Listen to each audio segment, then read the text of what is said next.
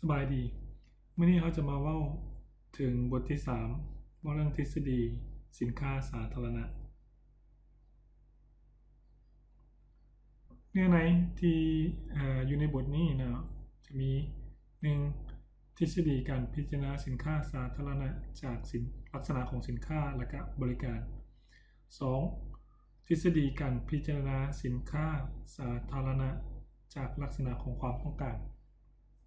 ซึ่ง2เรื่องนี้จะเป็นการแบ่งแยกสินค้าเอกชนกับสินค้าสาธารณะออกจากกันเอาเบิ่งที่1ก่อนเนาะทฤษฎีการพิจารณาสินค้าสาธารณะจากลักษณะของสินค้าและบริการ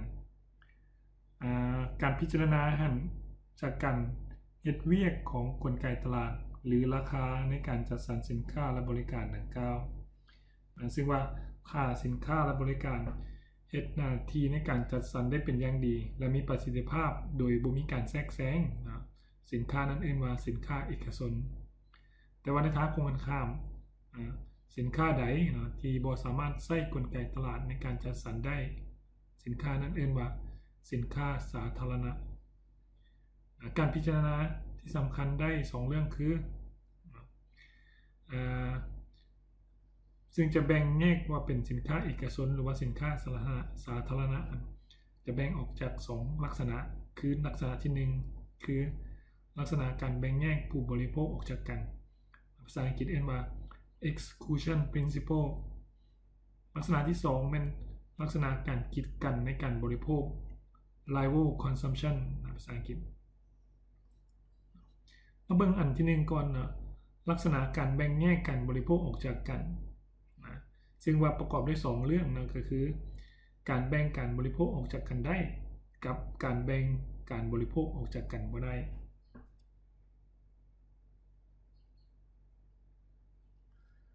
ซึ่งวันนี้ลักษณะการแบ่งแยกการบริโภคออกจากกันนั่นการแบ่งแยกการบริโภคออกจากกันได้มันสามารถใช้กลไกด้านราคาและมาตรการบางอย่างเป็นเครื่องมือเพื่อกีดกันบ่ให้ผู้ใดผู้หนึ่งใช้สินค้าและบริการนั้นเช่นรถเมล์บ่ให้ผู้โดยสารที่บ่จ่ายค่าโดยสารขึ้นรถเนื่องจากว่าใช้กลไกทางด้านราคาในการแบ่งแยกผู้บริโภคออกจากกันผู้ใดบ่มีเงินก็บ่สามารถขึ้นรถเมล์ได้ซึ่งว่าการปฏิบัติดังกล่าวเฮ็ดได้เนื่องจากสินค้าและบริการนั้นสามารถแบ่งแยกผู้บริโภคออกจากกันได้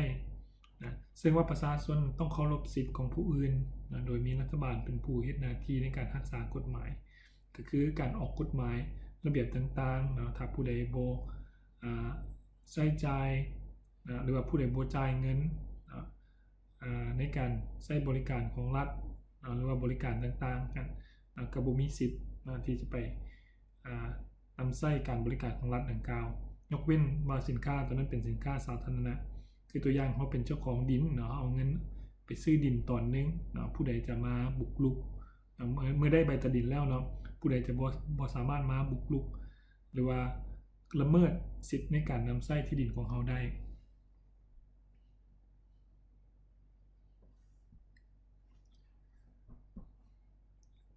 สินค้าที่มีการแบ่งแยกการบริโภคออกจากกันบ่ได้ซึ่งว่าเขาบ่สามารถใช้กลไกราคาหรือว่ามาตรการอย่างอื่นมาเป็นเครื่องมือเพื่อกีดกันบ่ให้ผู้ใดผู้หนึ่งใช้สินค้าหรือว่าบริการนั้นได้ตัวอย่างการป้องกันประเทศเมื่อเฮ็ดขึ้นมาแล้วสินค้าอันนี้หรือว่าสินค้าหรือว่าบริการนี้บ่สามารถแบ่งแยกผู้บริโภคออกจากกันได้หมายว่าทุกคนต้องได้ใช้แล้วก็ต้องได้ใช้ร่วมกันพร้อมบ่สามารถไปบอกว่าบ่ป้องกันประเทศแล้วบ่ป้องกันเรือนชานบ้านช่องของพ่อแม่ประชาชนผู้ใดผู้หนึ่งหมายว่าป้องกันประเทศแม่น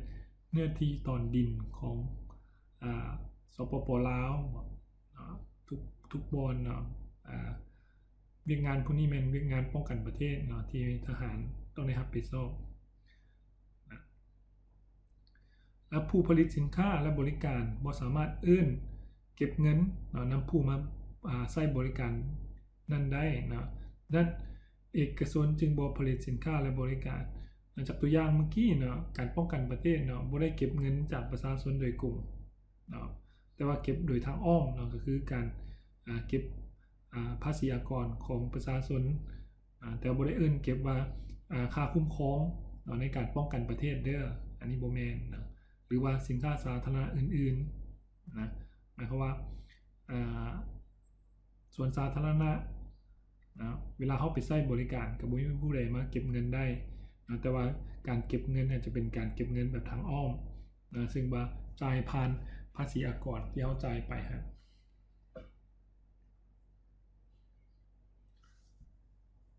ลักษณะต่อมาเป็นลักษณะการกีดกันผู้บริโภค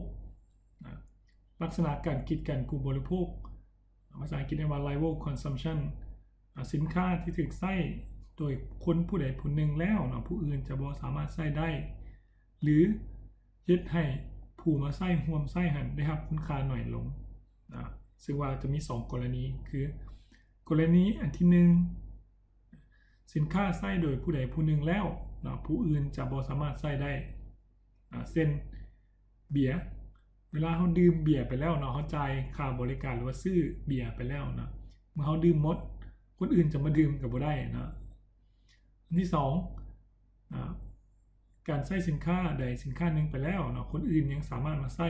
สินค้านั้นร่วมกันได้นะแต่ว่าผู้ใช้จะได้รับประโยชน์และความสะดวกสบายน้อยลงนะตัวอย่างถนนผู้ใดก็ใช้ถนนได้ตราบใดที่เฮาเสียค่าทางเนาะก็ใช้ได้ถ้าบ่เสียค่าทางก็สิถูกปรับไหมนะครับแต่ว่าการที่ทุกคนนั่นเอารถมาใช้บริการเวลาเดียวกันเนาะขี่รถไปตามท้องถนนเวลาเดียวกันมันก็จะเกิดให้ประโยชน์น้อยลงเนาะหรือว่าเกิดปัญหารถติดเนาะเฮ็ดให้ทุกคนบ่เกิดความสะดวกสบายเนาะไปเวียกซ่าไปเข้าโรงเรียนซ่าอิหยังต่างๆแล้วก็เกิดคุณค่าที่ได้นะได้รับนั้นน้อยลง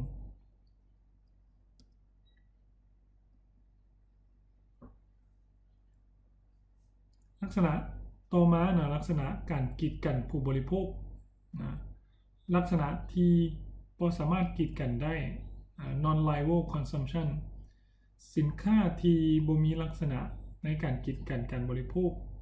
หมายความว่าสินค้าหรือบริการที่ถูกใช้โดยคนใดคนหนึ่งแล้วจะบ่เป็นสาเหตุเฮ็ดให้คนอื่นบ่สามารถใช้สินค้านั้นได้เนื่องจากต้นทุนส่วนเพิ่มในการใช้บริการสินค้าและบริการนั้นบ่เพิ่มขึ้นตามจำนวนผู้ใช้สินค้าหรือบริการที่เพิ่มขึ้นอันนี้มันก็เป็นพวกบรรดาสินค้าสาธารณะแหละตัวอย่างส่วนสาธารณะต่างๆเนื่องจากว่าคนเข้าไปใช้ก็บ่เฮ็ดให้ต้นทุนในการใช้บริการนั้นเพิ่มขึ้น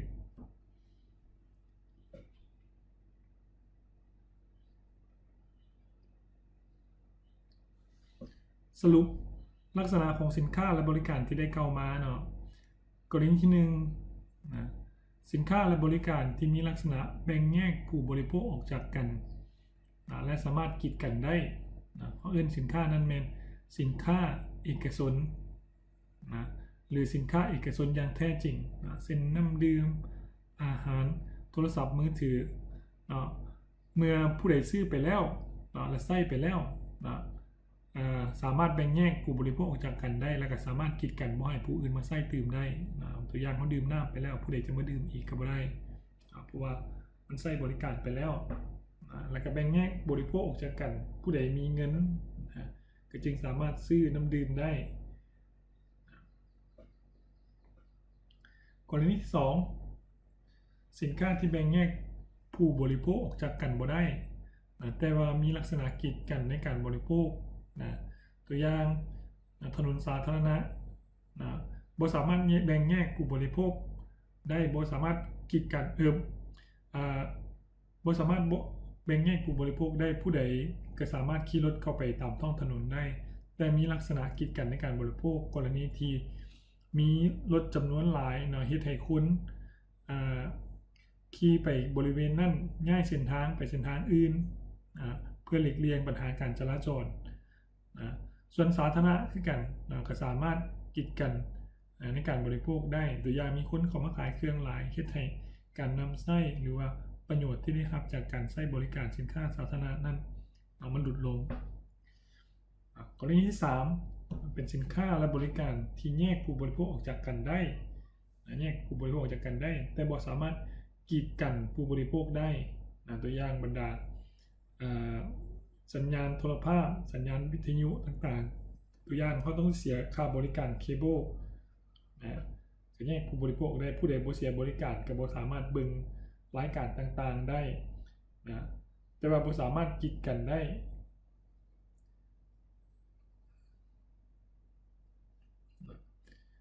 อันที่4นะเป็นสินค้าที่บ่สามารถแบ่งแยกผู้บริโภคออกจากกันได้และบ่สามารถกีดกันได้ตัวอย่างสินค้าสาธารณะเช่นตัวอย่างการป้องกันประเทศต่างๆ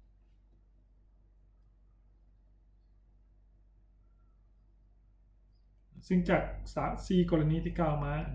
เอามาแบ่งเป็นการแบ่งแยกผู้บริโภคออกจากกันโดยที่มีแบ่งแยกได้กับแบ่งแยกบ่ได้การกีดกันผู้บริโภคกีดกันได้กับกีดกันบ่ได้ถ้าได้กีดกันผู้บริโภคได้กับ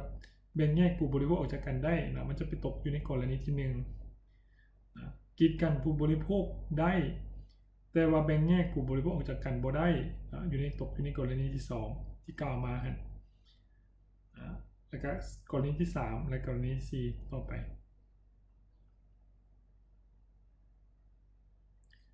หัวข้อต่อมาเป็น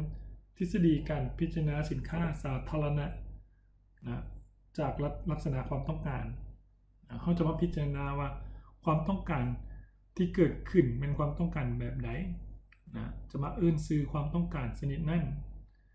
สินค้านั้นตามความต้องการชนิดนั้นเช่นสินค้าตอบสนองความต้องการเอกชนมาว่าสินค้าเอกชนซึ่งว่าเขาจะแยกพิจารณาได้ดังลุ่มนี้อันที่1ประเภทของความต้องการที่2เป็น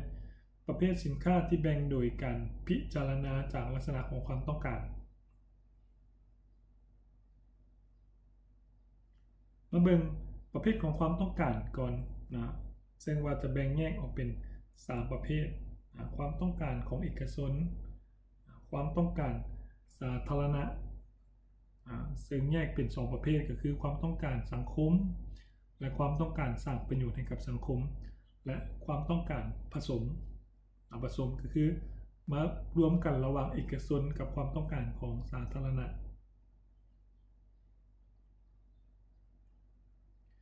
สินค้าเอกชนหมายความว่าเกิดจากความต้องการของเอกชน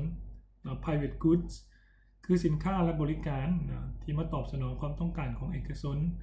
สินค้าและบริการดังกล่าวสามารถแยกการบริโภคออกจากกันและก็กีดกันได้อันนี้มันเกิดขึ้นจากความต้องการของเอกชนสินค้าสาธารณะ public goods สินค้าที่พิจารณาจากความต้องการจะมีความหมายกว้างกว่าสินค้าสาธารณะที่พิจารณาจากลักษณะสินค้าและบริการตามทฤษฎีความต้องการนั้นความต้องการของสาธารณะpublic wants แบ่งออกเป็นความต้องการทางสังคมและกับความต้องการสร้างประโยชน์ให้กับสังคมตัวนี้แบ่งออกมาเป็นย่อยอีก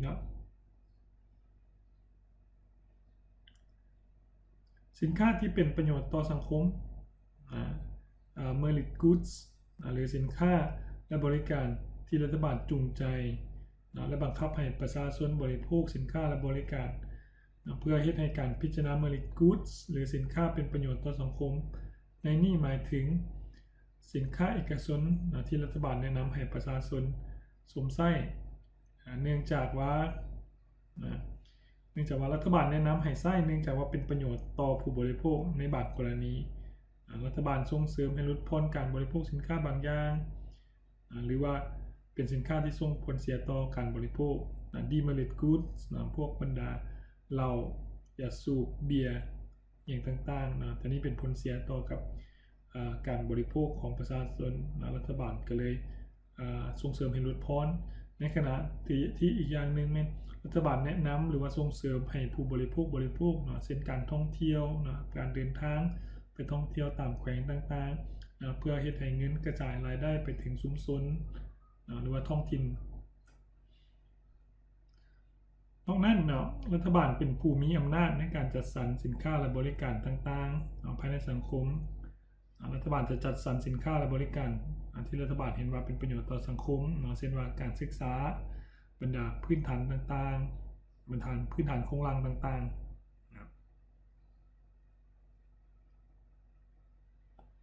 สินค้าผสมได้แก่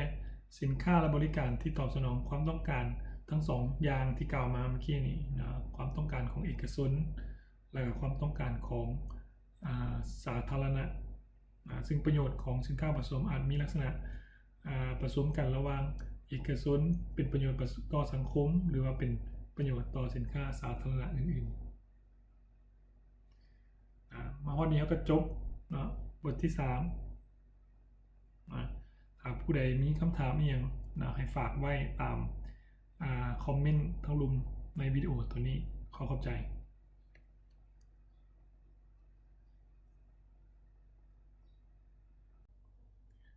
ฝากติดตามความรู้ทางด้านการเงินโดยการ Subscribe ช่อง Econ Fin ตามลิงก์ที่อยู่นี้ด้วยขอขอบใจ